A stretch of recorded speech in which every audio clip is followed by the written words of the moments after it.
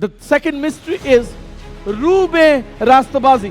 लूका की इंजील पहला बाब 35वीं आयत। और फरिश्ता ने जवाब में उससे कहा कि रूह कुदस तुझ पर नाजिल। रूह कुदस तुझ पर नाजिल होगा, किसके ऊपर?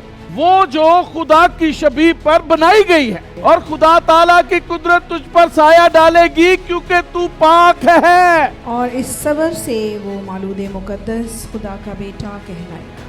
इस वजह से कि तू पाक है और तू खुदा की शबीह पर बनाई गई है, रूह कुदस जब तेरे ऊपर नाज़िल होगा तो तेरे अंदर से जो बेटा पैदा होगा वो जो है खुदा का बेटा कहलाएगा। He was justified by the Spirit. रूह ने उसे जस्टिफाई किया है। मालूद तो वो पहले से था, लेकिन रूह कुदस ने वो जो पहले से मालूद ज़ात थी उसको मरियम के बतन में, वो जो दाऊद की नस्ल में से थी और खुदा की शबीह पर बनाई गई, और कहा जाता है कि वो पाक थी।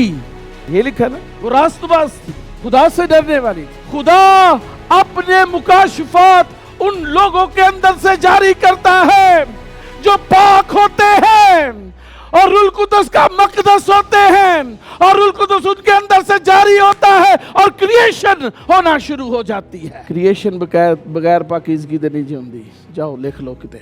पाकीज़गी होगी तो रूह कुदस साया करेगा, रूह कुदस साया करेगा तो जस्टिफाई भी करेगा। हालेलुया।